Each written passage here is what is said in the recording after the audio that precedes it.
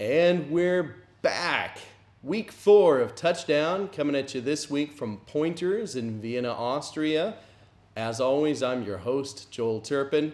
With me is my co-host, David Asselin. Unfortunately, we're missing our buddy Chris Burdett, Philly Chris, this week as he has a big German test to study for, so go Thumbs Chris. Up. Yes, absolutely.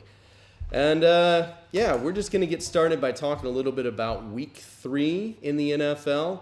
And the first thing I want to bring up and talk about is which teams looked the most impressive, who had the most impressive victory in Week 3.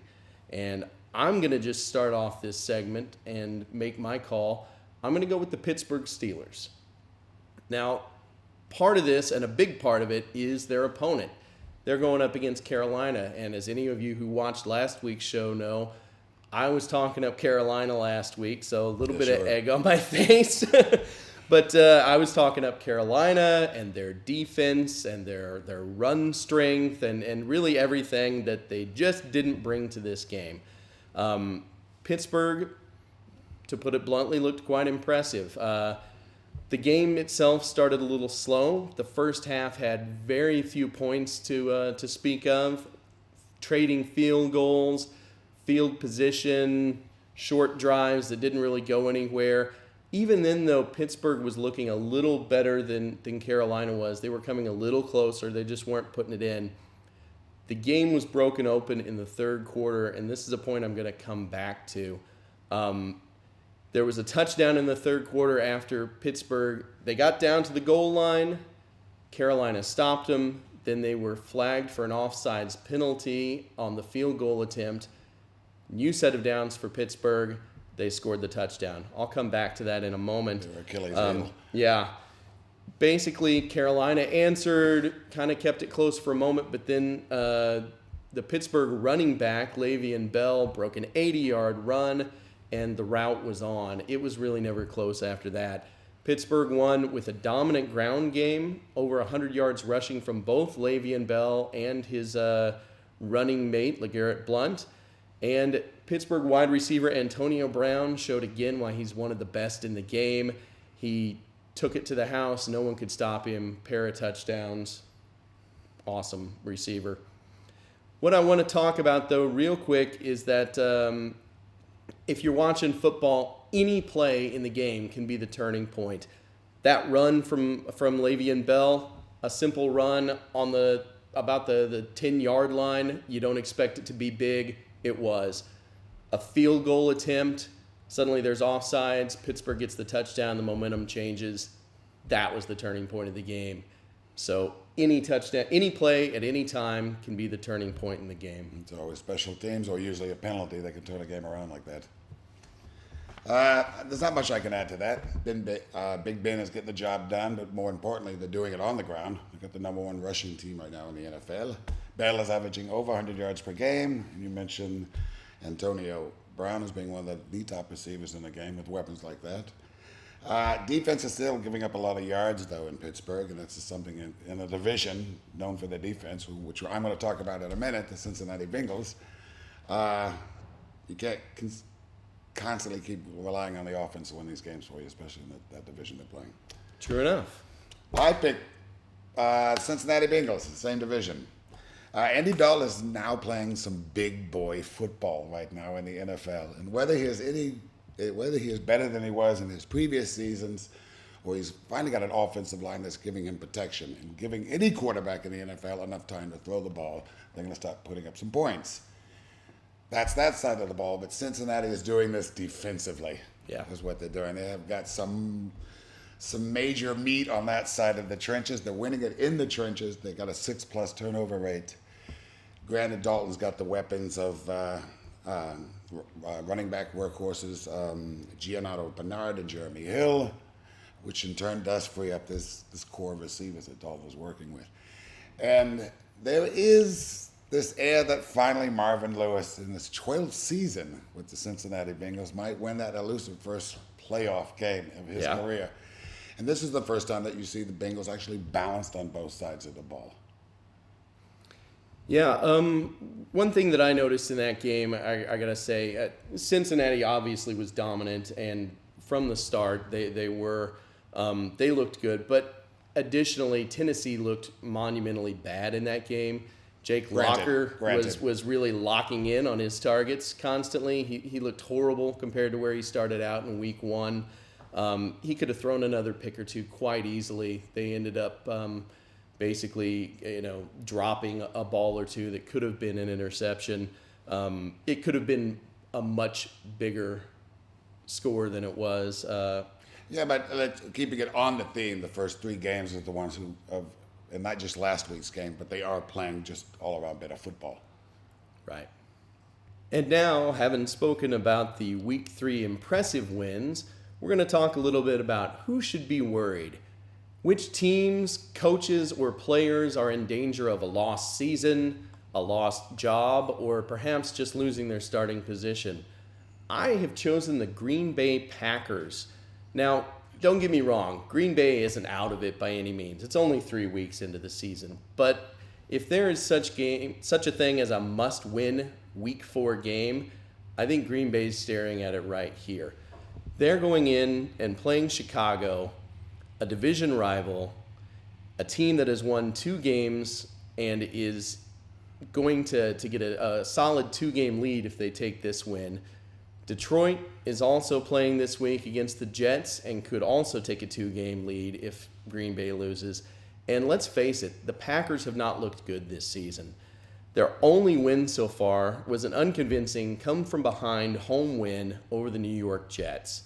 They were blown out by Seattle in the inaugural game of the season, and Seattle has looked human in their other 2 games. Detroit owned the Packers, and they're just not getting anything done on either side of the ball.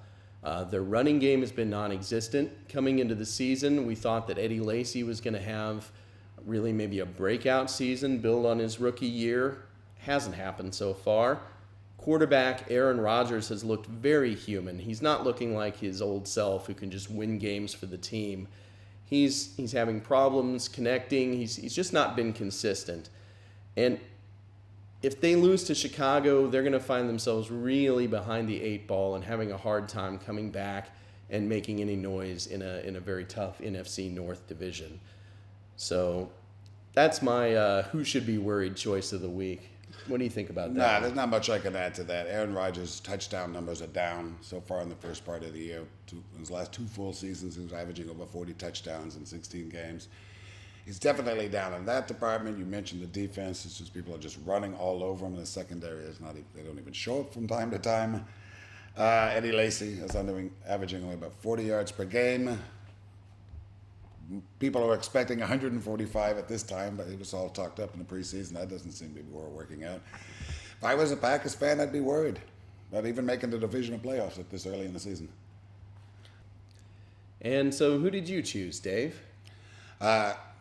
First came to mind was Lovie Smith and the busload of coaches he brought in with him in Tampa Bay this year, first year. And I thought a little bit about Jeff Fisher and his quarterback woes that he's having in St. Louis, but I decided to go with Rob Ryan, defensive coordinator of the New Orleans Saints. Sean Payton brought in Ryan last year to beef up and fine-tune the defensive side of the ball for the Saints, because the Saints, as everyone knows, has one of the best offensive games in the NFL right now. And last year it looked pretty good. It looked like that they had a marriage that was working out, but I think you're getting these words that the honeymoon may be over so soon in the season.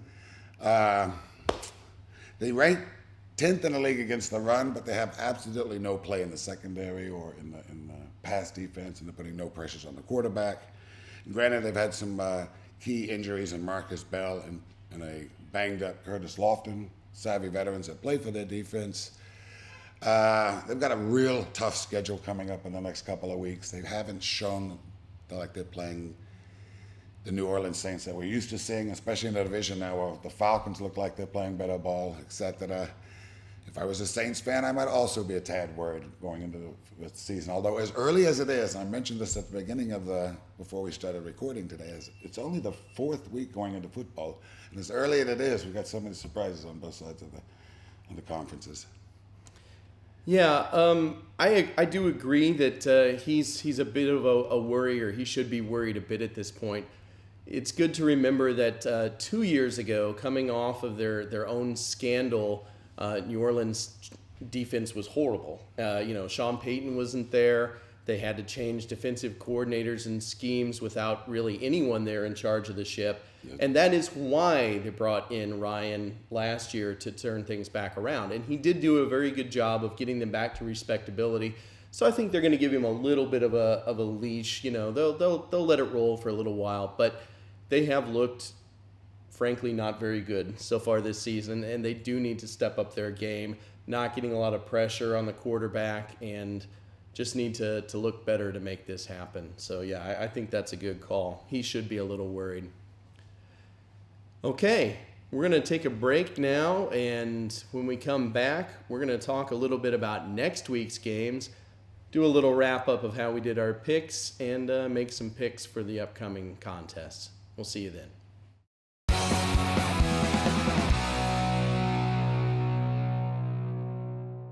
And we're back for the second half of our exciting Week 4 edition of Touchdown. Going to talk a little bit about the upcoming games, and I'm going to start us off again, this time with Philadelphia at San Francisco, one of the matchups that I'm excited about watching this weekend, definitely. Last week, Philly encountered a fairly stiff test in Kirk Cousins and the Washington Redskins, who nearly pulled out a win on the road at Philadelphia. Really, it was a back-and-forth game. It was one of the most fun games of the week to watch. Enjoyed it a lot. The first thing that I take away from that game, however, is that no lead is safe against this Chip Kelly offense. I could be up by, I have my coach team up by 30 points, and in the second half, wouldn't be happy about that until that final whistle blows. However, it's also worth pointing out that Philadelphia's secondary seems to be a little suspect this season. They gave up 427 yards and 3 touchdowns to Kirk Cousins, which was only his 10th NFL game appearance. And as we all saw here on this most recent Thursday night game, he can look quite vulnerable against a team that's playing well, as the Giants took him down. So this is not necessarily the second coming of Joe Montana, as some have predicted. Still, part of that also is because they're on the field a lot, I realize, with the offense being so quick as it is. You can't really count on your secondary to not give up some yards, and they've given up a lot of yards also in late kind of junk time situations. But there's some worries there. On the San Francisco side, Colin Kaepernick, tale of two halves, plays well in the first half, has problems in the second half. They need to get the ground game going. They need to see a lot of Frank Gore. They need to see a lot of running, not just by Kaepernick when he's trying to get out of trouble, and then he needs to be able to air it out successfully.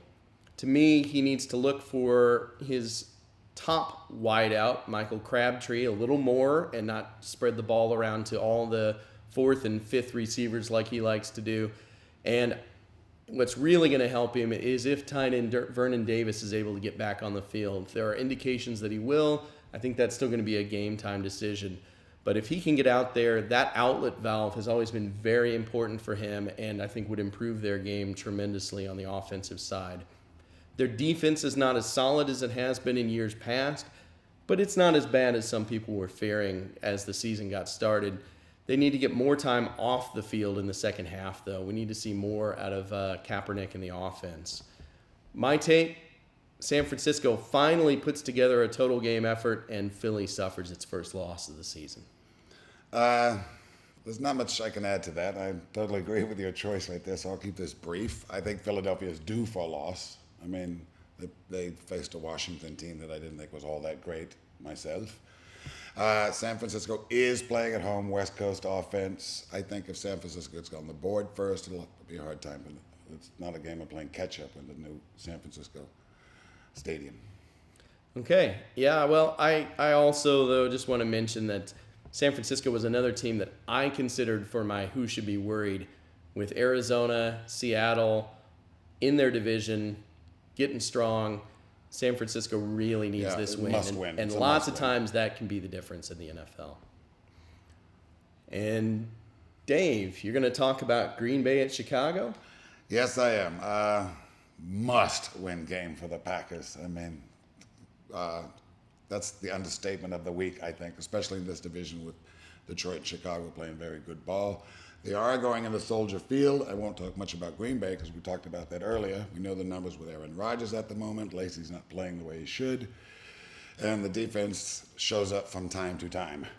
Concentrate on the Chicago, who we have not talked about much this week, is I'm starting to see the effects of second-year head coach Mark Trestman. Offensive mind, came in last year as a head coach, broke all sorts of records for the Bears. People don't realize that. And most importantly, broke the longest record in the NFL, and that was the record for first downs. Okay. It's one of those things, it's one of those things you find when you Google. There were preseason hype about Jake Cutler and the Bears. I was a little skeptical after the first week, but that was one of those weird opening games where Buffalo wins at Soldier Field. I mean, who would have guessed?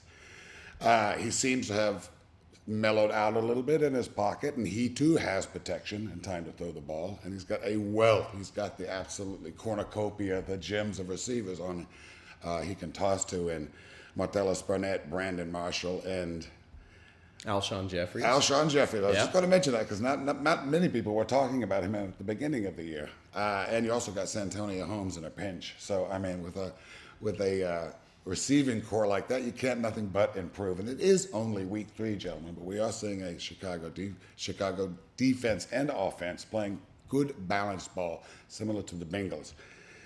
You already have a +4 turnover rate, which in football, the more turnovers you have, the better chance of you winning a game.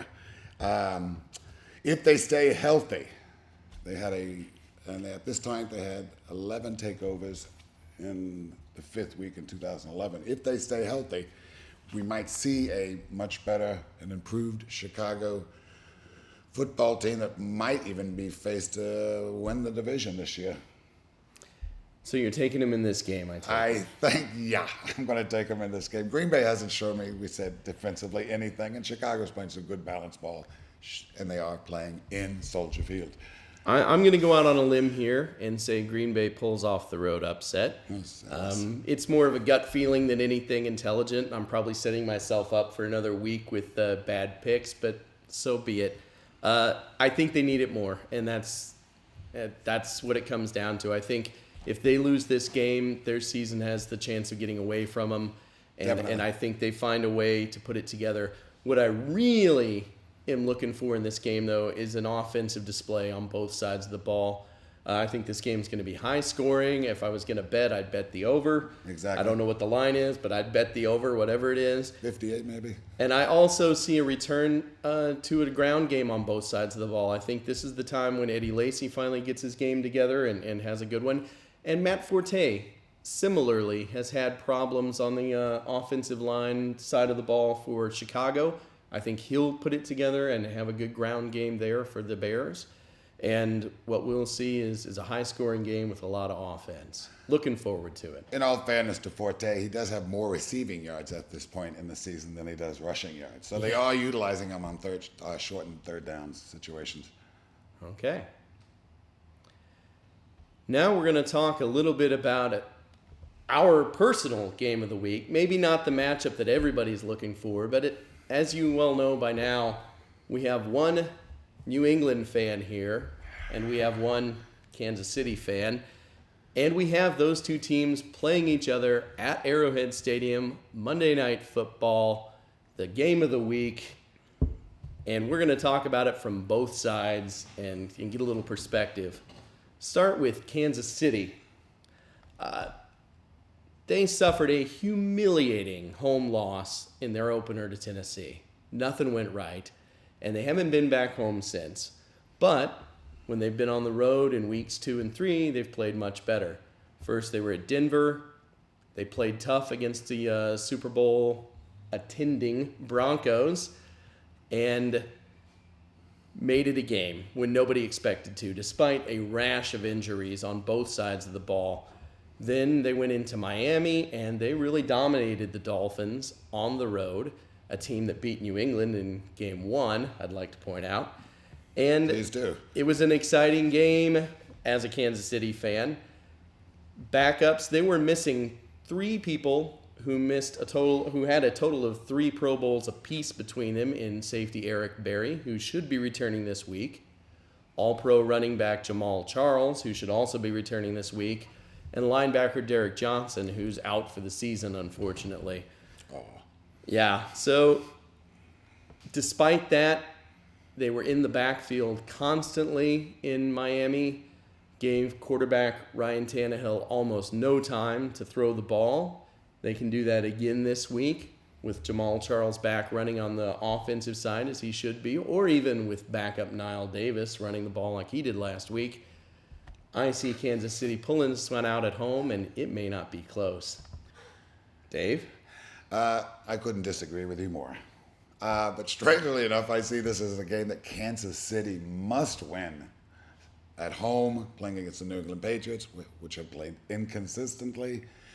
Tom Brady's numbers are way down. He's the 27th in passing offense right now in the NFL, and you think Tom Brady and the New England Patriots. Tight end Rob Gronkowski has played limited in the first 3 games, but rumor has it that Belichick's going to let him try to go all 4 quarters this Sunday. We will see. But Patriots are going to get done on the other side of the ball, in which Kansas City is not doing so well, although they did have a good game against Denver. But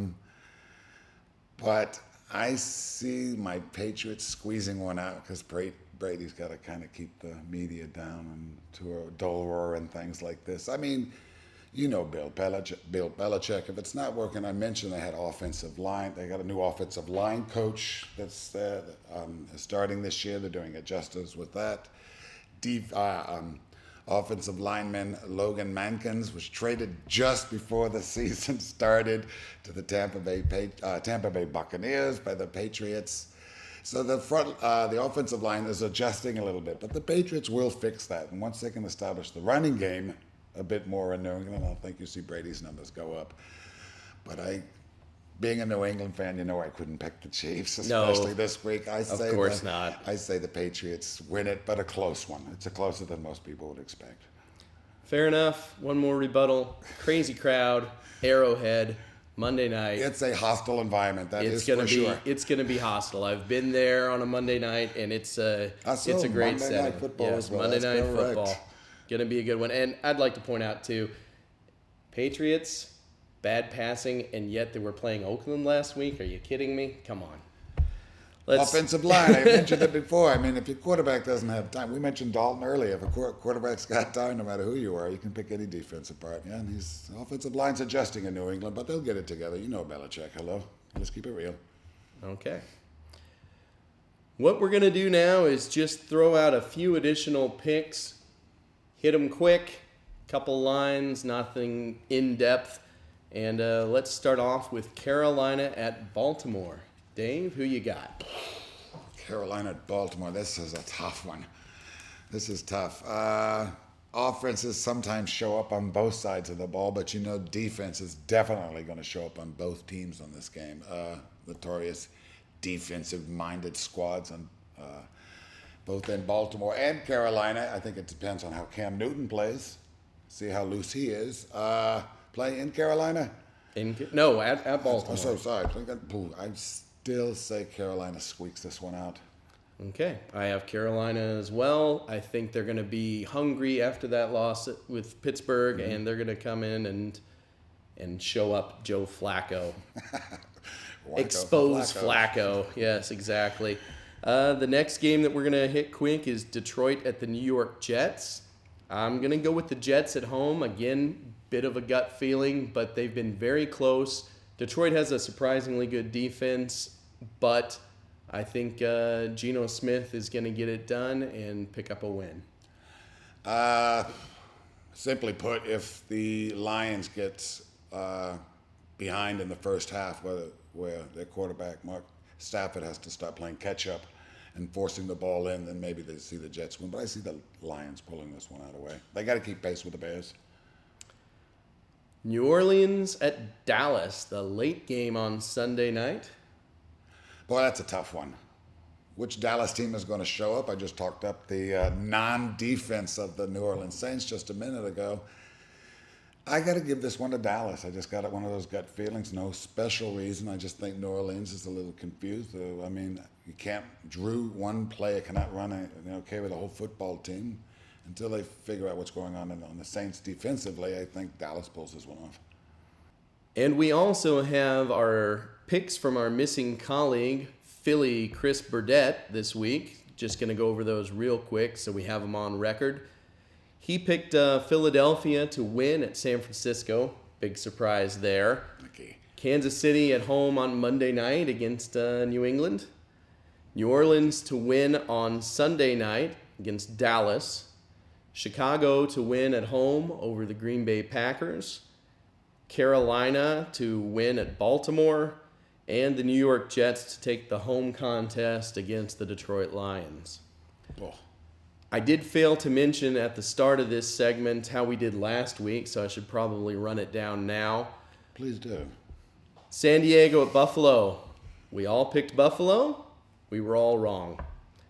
Green Bay at Detroit. We all picked Detroit. We were all right.